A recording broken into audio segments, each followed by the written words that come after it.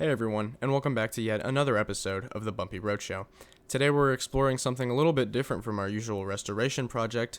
While I aim to keep this channel diverse and not solely on one car, I've received a couple requests about windshield wipers, so I decided to go over this topic in a video.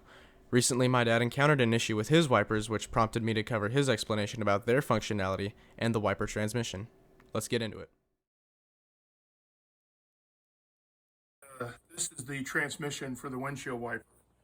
And this is how it's supposed to work. So the motor plugs into this piece right here, and it turns, and this moves back and forth. This is a direct drive pin, and this one is literally driven by a cable, as you can see here. So what happens in many cases is this becomes disconnected, the cable comes off, and you end up, this is on the driver's side, this is on the passenger side. So you end up with the passenger side working and the driver's side not working. So here's the cable. It affixes to one end and has an adjuster on it. The other end slides in this little hole. So we put that in there and slide this in like this. And then you pull it back and it fixes like that. This actually twists like that. So you can see there's a groove here.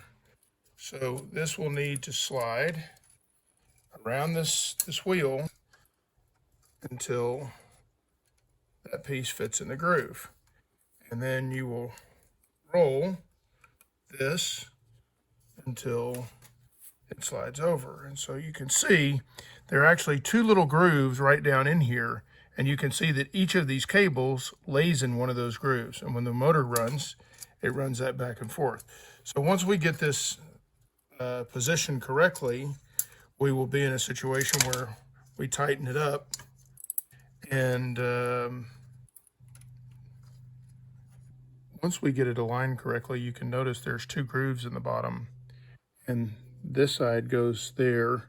And when it rotates, the other side, if you look up here, lays in the opposite groove on the other side when it rotates back and forth. You also notice that this is cantilevered and offset, so the cable here goes through the outside, and then when it rolls back, the cable rolls around to the inside, which goes down to here. We have a tightening adjuster here, which will adjust. Now that we've got that on there correctly, that requires a screwdriver. I use my little 8mm ratchet. We just put the screwdriver in here like this, and we tighten it up until we get it tight to the point that it's not moving anymore. So we just want it to be nice and snug like that. I think that feels about right because that's pretty tight.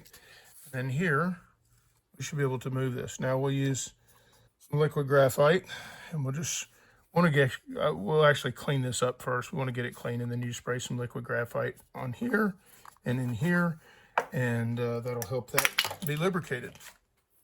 So once we get this out of the vise, the motor fits right in here, right like this, 3 bolts, and this attaches to an offset on the motor wheel, and that will basically turn just like this and cause that to move back and forth. And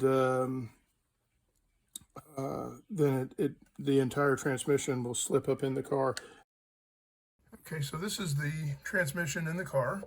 There's a single plug right here. It plugs into the motor. This is the motor. These are the 3 screws where the motor plugs into the transmission. This is the little offset right here.